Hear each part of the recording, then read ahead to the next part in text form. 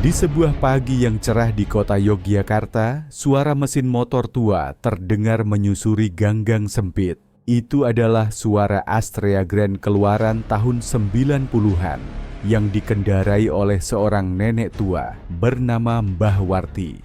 Mbah Warti, meski usianya hampir 75 tahun, tetap lincah dan penuh semangat. Rambutnya yang memutih disembunyikan di balik kerudung sederhana, sementara tangannya yang keriput tetap sigap menggenggam stang motor. Ia tidak peduli dengan tatapan heran orang-orang yang melihatnya melaju di jalanan. "Pelan-pelan, Mbah," teriak seorang tukang becak yang melihatnya menyalip di tikungan Malioboro. Mbah Warti hanya tertawa kecil. "Santai wae le, iki motor tua, tapi semangatnya masih muda," jawabnya. Suaranya berbaur dengan deru knalpot yang berisik.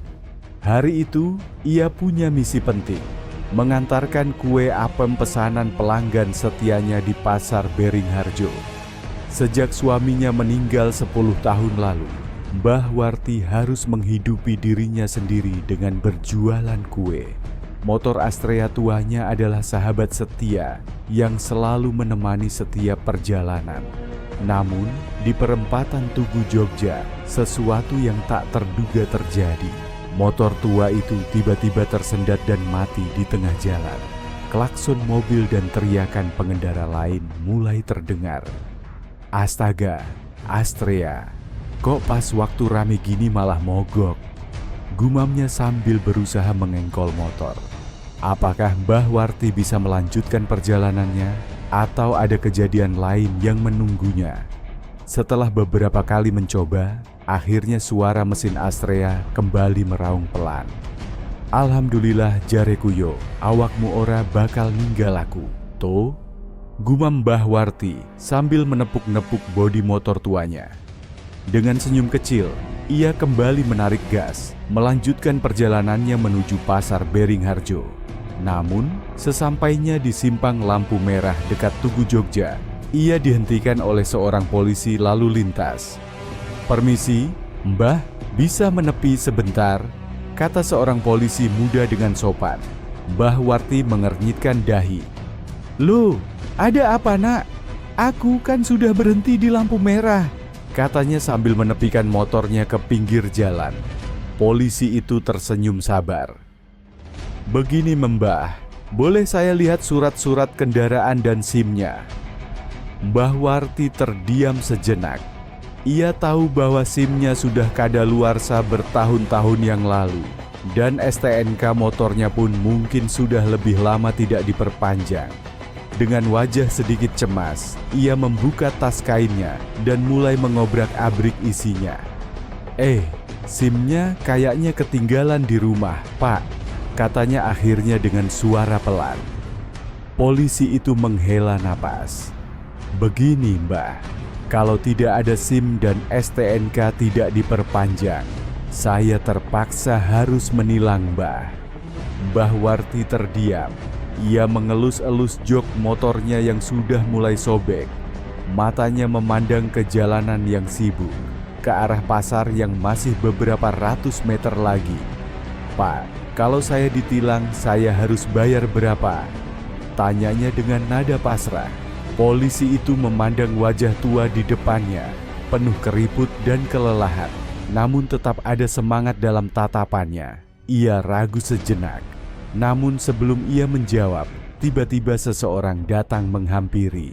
Seorang pria muda dengan jaket ojek online. "Pak, maaf, tapi ini Mbah Warti loh. Dia penjual apem terkenal di pasar. Masa ditilang? Dia nggak ada maksud melanggar aturan." Polisi itu menatap pria itu, lalu kembali melihat Mbah Warti yang masih duduk di atas motornya, memegangi stang dengan gemetar.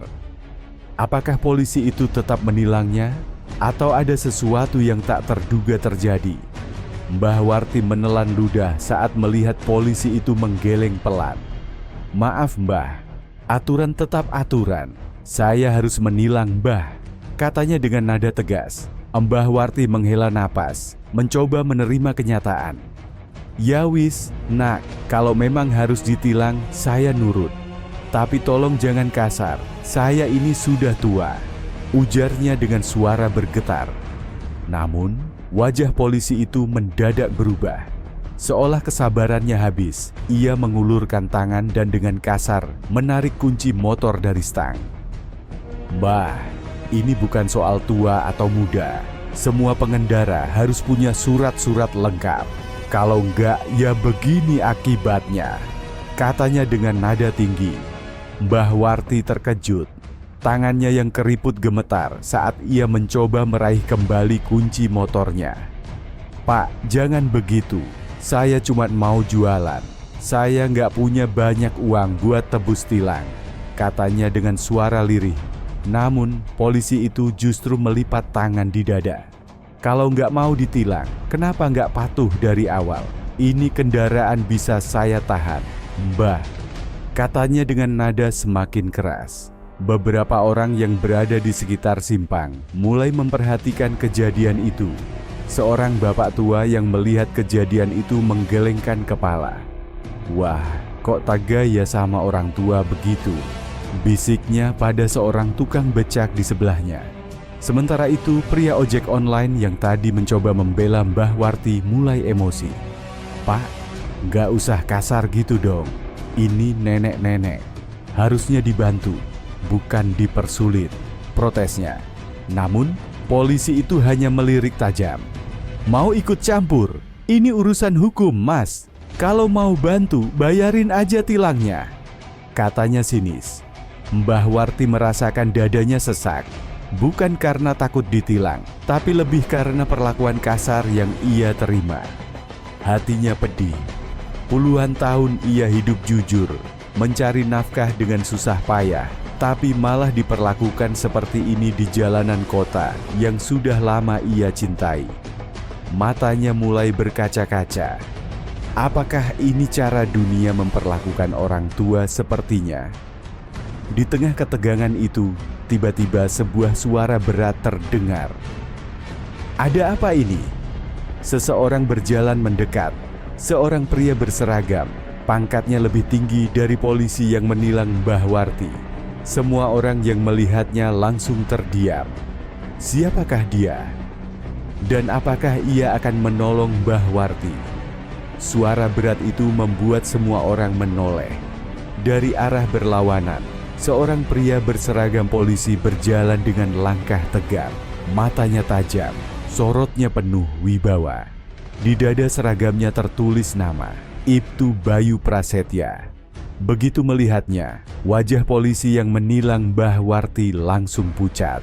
Ia menegakkan tubuhnya, berusaha tetap tenang, tapi keringat mulai mengalir di pelipisnya. "Pak, Ibtu Bayu," gumamnya dengan suara gemetar. Tanpa menghiraukan polisi itu, Ibtu Bayu langsung menghampiri Mbah Warti yang masih duduk di atas motornya, tampak lelah dan sedih. Wajah tegasnya tiba-tiba melunak. "Mbah, kok bisa sampai ditilang gini?" Suaranya berubah lembut. Mbah Warti mendongak, matanya yang mulai berkaca-kaca langsung melebar begitu mengenali wajah cucunya. "Loh Bayu, astagfirullah, kamu sekarang jadi polisi le?" Suaranya bergetar antara kaget dan bangga. Orang-orang yang menonton ikut terkejut. Tukang becak di pinggir jalan berbisik ke temannya, "Walah, ternyata cucune dewe." Polisi yang tadi menilang Mbah Warti terlihat semakin panik. "Pak, saya cuma menjalankan tugas, Pak," katanya terbata-bata. Ibtu Bayu menatapnya tajam. "Tugas? Kamu tahu nggak ini razia resmi atau ilegal?" tanyanya, suaranya dingin. Polisi itu menelan ludah. Saya hanya ikut perintah senior saya, Pak." "Seniormu mana?" potong Ibtu Bayu dengan nada tegas. Polisi itu semakin terpojok. Warga yang menonton mulai sadar ada sesuatu yang tidak beres. Beberapa dari mereka saling berbisik. Dengan gerakan cepat, Ibtu Bayu mengambil kunci motor yang tadi dirampas dan mengembalikannya ke Mbah Warti. "Mbah, maaf ya, ini nggak seharusnya terjadi. katanya matanya menatap penuh kasih pada neneknya. Mbah Warti tersenyum kecil. "Gak apa-apa, Le. Yang penting kamu baik-baik saja. Aku bangga kamu jadi polisi." Ibtu Bayu berbalik ke polisi yang tadi menilang. "Kamu ikut saya ke kantor sekarang. Saya akan pastikan atasan kita tahu soal razia ilegal ini." Polisi itu makin gemetar. "Pak, tolong. Saya cuma..." "Terlalu banyak alasan. Jalan," bentak Ibtu Bayu. Warga yang menyaksikan kejadian itu mulai bertepuk tangan. Beberapa bersorak kecil, senang melihat ketidakadilan akhirnya terbongkar. Sementara itu, Mbah Warti menghidupkan kembali motornya dengan senyum lega. Astrea tuanya kembali menderu pelan. Ia melirik ke arah cucunya, bangga dan bersyukur. "Hati-hati di jalan, Mbah," kata Ibtu Bayu sambil tersenyum. Mbah Warti mengangguk. "Le, kamu juga hati-hati. Jangan biarkan siapapun menyalahgunakan seragam yang kamu pakai." Dengan semangat baru, Mbah Warti menarik gas, melanjutkan perjalanannya ke Pasar Beringharjo. Kali ini tanpa ada yang menghalangi.